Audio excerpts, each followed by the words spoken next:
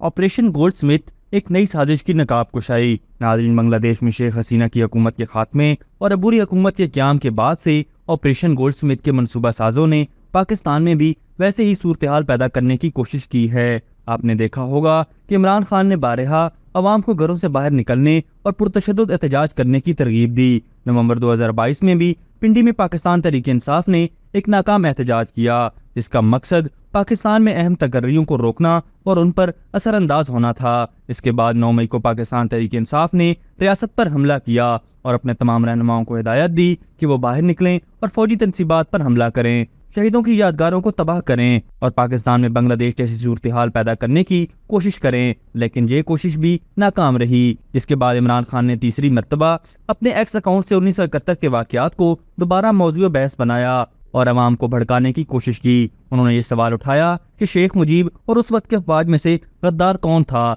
इसका जवाब बांग्लादेश की अवाम ने दे दिया है और अब इमरान खान खुद भी देख सकता है कि बांग्लादेश में शेख मुजीब के मुजस्मे तोड़े और जलाए जा रहे हैं। इमरान खान की ये ख्वाहिश कि पाकिस्तान में भी बांग्लादेश जैसा एहतजाज होगा सिर्फ एक ख्वाब ही रहेगी, जो कि कभी पूरा नहीं होगा। पाकिस्तान की अवाम अब जान चुकी है कि इमरान खान ने धोखे के अलावा उन्हें कुछ नहीं दिया। उन्होंने खैबर पख्तूनख्वा में न कोई नया कॉलेज बनाया, न ही कोई यूनिवर्सिटी, बल्कि अस्पतालों को भी खंडर बना दिया, मईशत को तबाह किया और 50 लाख घरों का वायदा भी ताहाल पूरा नहीं हुआ और जितने भी वादे किए वो सब तोड़ दिए। अवाम और तलबा आखिर किस लिए इमरान खान के लिए बाहर निकलेंगे? आखिर में इमरान खान को यह भी समझ लेना चाहिए कि पाकिस्तानी अवाम बांग्लादेश की अवाम की तरह 2022 में भी उसके खिलाफ खड़ी हुई थी और जमहूरी तरीके से उसे इक़्तिदार से बाहर निकाला था।